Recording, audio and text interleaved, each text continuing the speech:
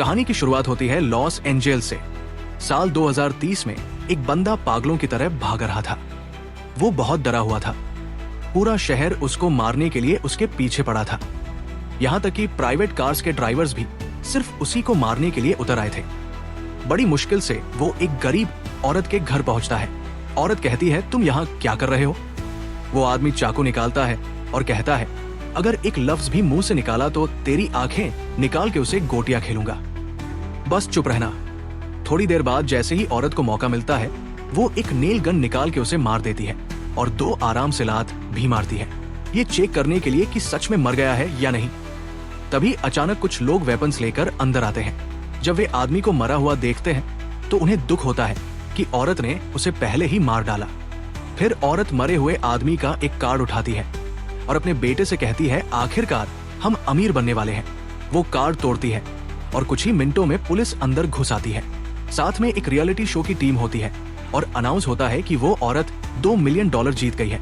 फिर पता चलता है कि ये एक गेम है जिसमें लाखों लोग हिस्सा लेते हैं।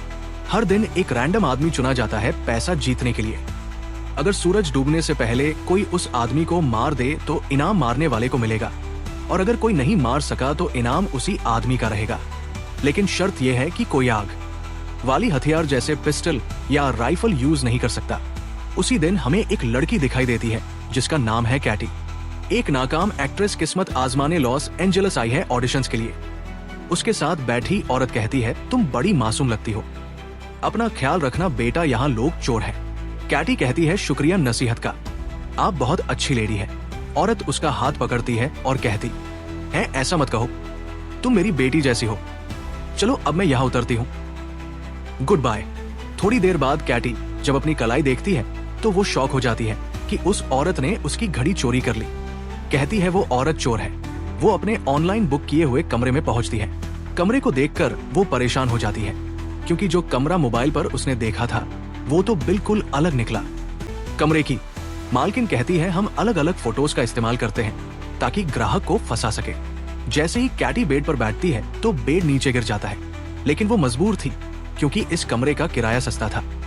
उसके बाद एला का मंगेतर आता है और एला से कहता है, देखा कल का इवेंट, कल लॉटरी का इनाम होगा $600 मिलियन। ये सुनकर कैटी हैरान हो जाती है कि ये कैसा मुकाबला है। उसके बाद वो कहती है, मेरा दिमाग मत खाओ, कमरे की चाबी दो, मुझे सोना है। वो लोग चाबी देते हैं और कैटी जाकर सो जाती है। अगले दिन सुबह कैटी उठती है तो चेहरे पर पानी टपक रहा होता है। जब वो छत की तरफ देखती है तो पता चलता है कि ऊपर वाले पड़ोसी का वॉशरूम है और जिन कपड़ों में ऑडिशन देना था वो भी खराब हो गए। वो एला को कॉल करती है, ये क्या बकवास है। उठती हूँ तो लोग मेरे ऊपर पेशाब कर रहे होते हैं, कपड़े भी खराब हो गए। एला कहती है, परेशान मत हो, मेरे कपड़े पहन लो, कमरे की अलमारी में रखे हैं। कैटी सच में वही करती है और ऑडिशन के लिए निकल जाती है।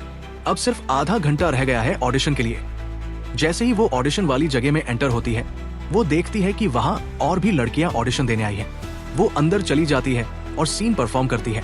डायरेक्टर उसे देख के कहता है, जबरदस्त, मगर दोबारा तेरा मुंह यहाँ ना देखूं।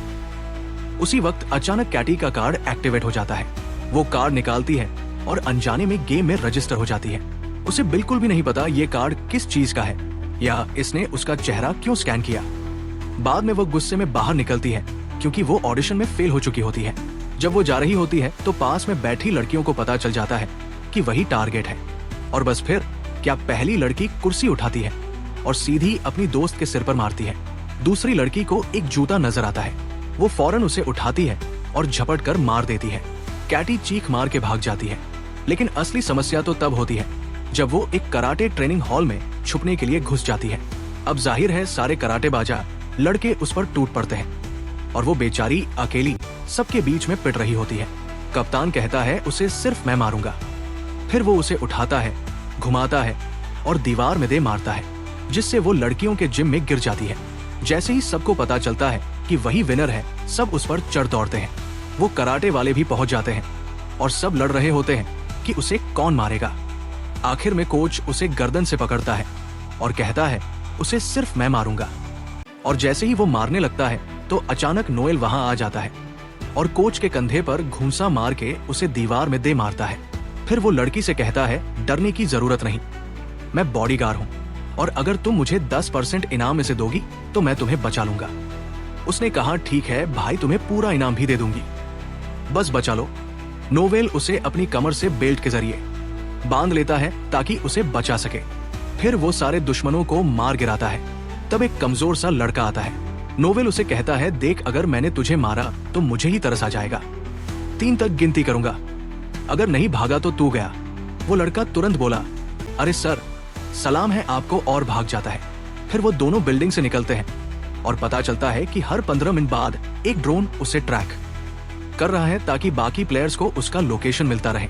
उन्हें एक गाड़ी मिलती है, वो उसे लेकर वहां से फरार हो जाते हैं। लड़की नोएल से कहती है ये कैसी गेम है जिसमें लोग मुझे मारने के पीछे पड़े हैं, मुझे इस गेम से निकलना है, कोई ना कोई हल निकालो। नोएल कहता है हल सिर्फ एक है, तुम्हें शहर के लोगों से बचना होगा। अगर तुम निकलोगी तो मैं भी अपने 10% से हाथ धो बैठूंगा। लेकिन फिर उसे शक होता है कि नोएल शायद उसे मार दे और खुद इनाम ले ले। पूरा शहर उनके पीछे होता है। वो दोनों सेफ्टी हेलमेट पहन लेते हैं। तभी अचानक गाड़ी में एक लड़की घुस जाती है। वो चाकू निकालती है और उसे मारने की कोशिश करती है। नोएल कहता है तुम गाड़ी चलाओ, मैं इसे देखता हूँ। फिर लड़की के सर कुछ जोर से करता है। नोएल उसे एक जोरदार लात मार के गाड़ी से बाहर फेंक देता है, लेकिन आगे चलकर गाड़ी खराब हो जाती है और लड़की नीचे उतरती है और भागने लगती है। नोएल उसे पकड़ लेता है। वो कहती है सच सच बताओ, तुम मुझे मार के इनाम लेना चाहते हो ना? नोएल कहता है बिल्कुल नहीं, मैं तो तुम्हें बचाना चाहता हूँ। तब पुलिस वहां आ जाती है तो लड़की फौरन नोएल से कहती है पकड़े जाने से पहले कुछ कहना है। फिर वो पुलिस के पास जाती है शिकायत करने, मगर तब उसे अंदाजा होता है कि पुलिस भी असल में उसे मारने आई है। नोवेल फौरन आके उसे बचाता है और वो पुलिस को चकमा देकर भाग जाती है। वो एक मैगजीन से अपना चेहरा छुपाती है। फिर जैसे ही वो कार देखती है पता चलता है कि ड्रोन ने उसकी लोकेशन शेयर कर दी है और जितने भी लोग आसपास होते हैं समझ जाते हैं कि खिलाड़ी यही है। सब अपनी गन्स निकालते हैं और उसकी तलाश शुरू हो जाती है। वो एक वैक्स म्यूजियम में जाकर छुप जाती है और खुशकिस्मती से कोई उसे वहां नहीं देख पाता। थोड़ी देर बाद एला उसे कॉल करती है और पूछती है वो कहाँ है। वो कहती है मुझे पता है, कपड़े पहुंचाने में देर हो गई, मजबूर थी। एला कहती है कोई बात नहीं प्यारी, बस अपना लोकेशन तो बता दो।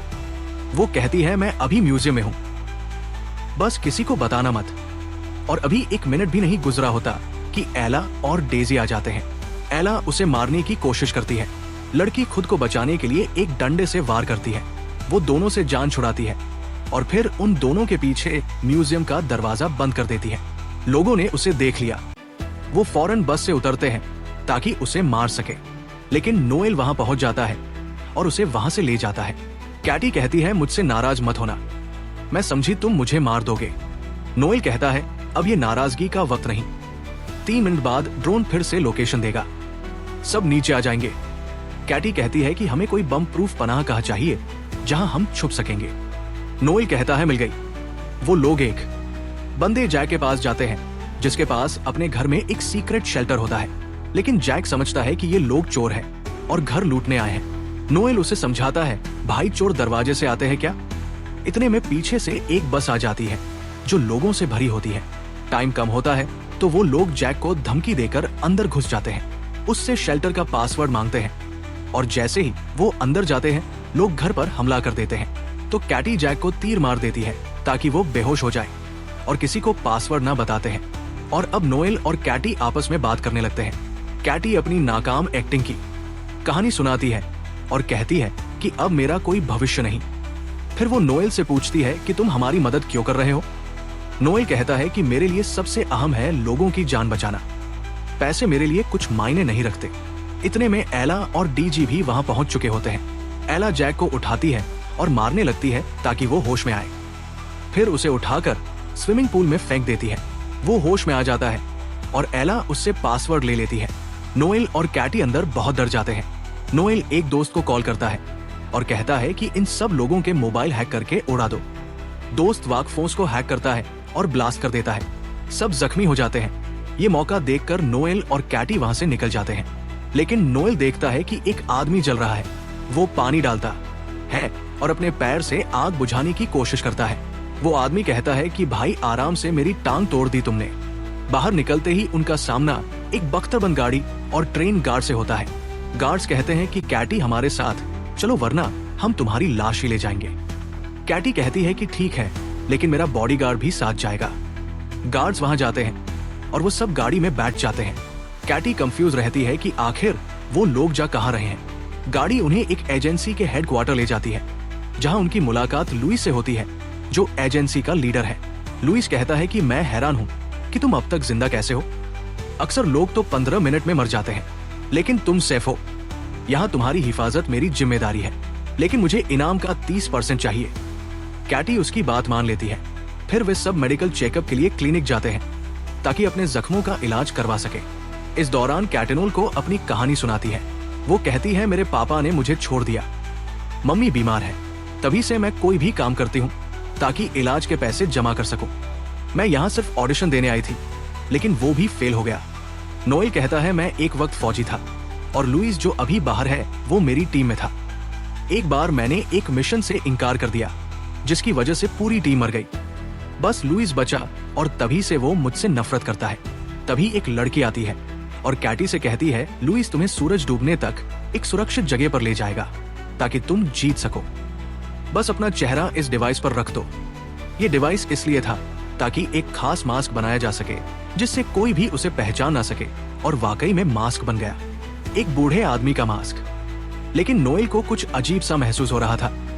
उसने कहा, मुझे लग रहा है लुइस तुम्हें अकेले में मारने का प्लान बना रहा है ताकि वो अकेला इनाम ले सके। लेकिन कैटी को उसकी बात पर यकीन नहीं आया। उसी वक्त लुइस अंदर आता है और दोनों को गैराज में ले जाता है। वहां लुइस कहता है कि कैटी एक गाड़ी में बैठे और नोएल दूसरी में। यही कैटी समझ जाती है कि लुइस उसे धोखा देगा। वो उसे नीचे किक मारती। अचानक लोग अंदर घुस आते हैं ताकि उसे मार दे, लेकिन खुशकिस्मती से कोई उसे पहचान नहीं पाता। तो केटी लुइस की एक गाड़ी लेती है और निकल जाती है, मगर लुइस नोएल को पकड़ लेता है और उसे इतना मारता है कि उसकी हड्डी तोड़ देता है। जब केटी भाग जाती है, लुइस उसे कॉल करता है और ब्लैकमेल करता है कि वो नोएल को मार देगा। केटी कहती है, अब तुम क्या चाहते हो? वो कहता है, फौरन आ जाओ शहर के बीच वाले थिएटर में। और उस वक्त सूरज डूबने में सिर्फ 16 मिनट बाकी थे। लेकिन केटी ने फैसला किया कि वो नोएल को बचाएगी, क्योंकि वो कई बार उसे बचा चुका था। उसने अपने साथ पिस्तौल भी ली। वहां पहुंचती है तो देखती है कि नोएल जंजीरों में बंधा हुआ है। केटी कहती है, अगर तुमने उसे ना छोड़ा तो मैं खुद को मार लूंगी और तुम इनाम से हाथ धो बैठोगे। वो कहता है, आसान है, मैं तुम्हारी अंगुलियों के निशान मिटा दूंगा और अपने लगा दूंगा। केटी कहती है, जबरदस्त आइडिया, मगर मैं लाइव हूँ और सारी दुनिया देख रही है। वो कहता है, अच्छा ठीक है, रिलैक्स हो जाओ और पिस्तौल दो। केटी कहती है, ठीक है, मगर पहले नोएल को छोड़ो और जाने दो। और जैसे ही वो खुद को मारने लगी, वो कहता है, रुक जाओ, मैं उसे छोड़ रहा हूँ, ये लो चाबी। और फिर कहता है, अब आराम से मुझे पिस्तौल दो। केटी कहती है, मुझे यकीन था कि तुम्हारे दिल में रहम है, ये लो पिस्तौल। मगर अचानक उसे एक जोरदार किक मार देती है। लेकिन लोग अंदर घुस आते हैं और नोएल को बचाने से पहले केटी को घेर लेते हैं। नोएल खुद को आजाद कर लेता है और लुइस से लड़ने लगता है ताकि वो केटी को मार ना सके। अब सूरज डूबने में सिर्फ 4 मिनट बाकी रह गए थे। इसी वक्त एक और ग्रुप अंदर आ जाता है और केटी खुद को बड़ी मुश्किल में पाती है। वो थिएटर से भागती है ताकि कहीं सुरक्षित हो सके, लेकिन लोग पीछे पड़ जाते हैं। लुइस को जोरदार मुक्का मारता है। फिर वो थिएटर का सेट तोड़ता है ताकि कोई केटी के पीछे ना आ सके, मगर लुइस के आदमी मानव सीढ़ी बनाकर उसके पीछे आ जाते हैं। लुइस इस तक पहुंच जाता है और उसका गला दबा लेता है। कहता है, तुम्हारी मौत मेरे हाथों होगी। मगर केटी फिसल जाती है और एक लोहे की रड से लटक जाती है और केटी ने लुइस की जेब में मौजूद ग्रेनेड की पिन अपनी चाबी से निकाल ली। वो नीचे गिरती है और ग्रेनेड फट जाता है। लुइस मर जाता है और मुकाबले का समय खत्म हो जाता है। जब वो हवा में लटकी होती है, लोग उसे बचा लेते हैं क्योंकि वो इनाम जीत चुकी होती है। इसके बाद जोनी आता है और उसे इनाम देता है। खुशनसीब लड़की ने इतिहास की सबसे बड़ी रकम जीत ली, 3 अरब 600 मिलियन। दिन गुजरते हैं और वो बड़ी बड़ी कंपनियां खोलती है, बच्चों के लिए पनाह गाहें बनाती है, गरीबों की मदद करती है और सबसे खूबसूरत बात, उसने नोएल से शादी कर ली और उसके साथ खुशहाल जिंदगी बिताने लगी।